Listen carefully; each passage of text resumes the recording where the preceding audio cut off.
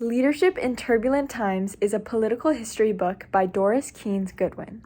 First published in 2018, the book considers how leaders are made by looking at examples set by past U.S. presidents. Goodwin was a professor at Harvard before working for Lyndon B. Johnson in the White House. In her intro, she states that her book will consider two main issues: where leadership qualities and ambition come from, and how adversity and contemporary politics shape the growth of the leader.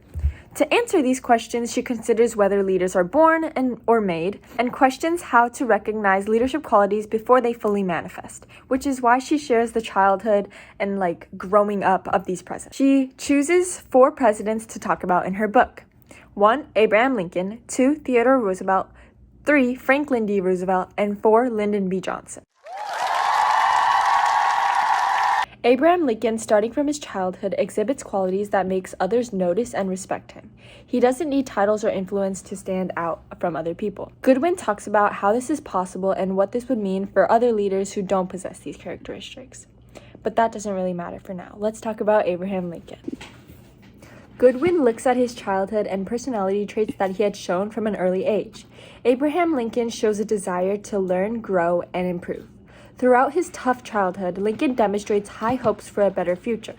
Hope is important in a leader because it can raise people out of times of despair.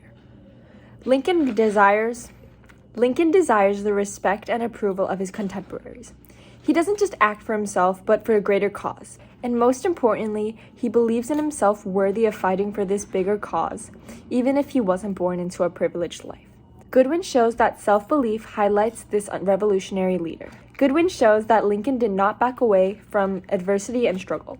She shows how even when pushed down, he stood right back up and reflected on what got him on that ground in the first place. He self-reflects and changes for the next time to do better. In the last final chapter, Goodwin states how good leaders learn from their own people and are willing to change. She does so by showing how Lincoln's power declined when he isolated himself, but inclined when he learned to welcome others and teamwork. This was especially during the beginning of the Civil War. Goodwin's message is loud and clear. Leaders are both born and made. They're born with inherent personality traits, but they're made into leaders because the country needs someone like them to take it forward at that moment in time.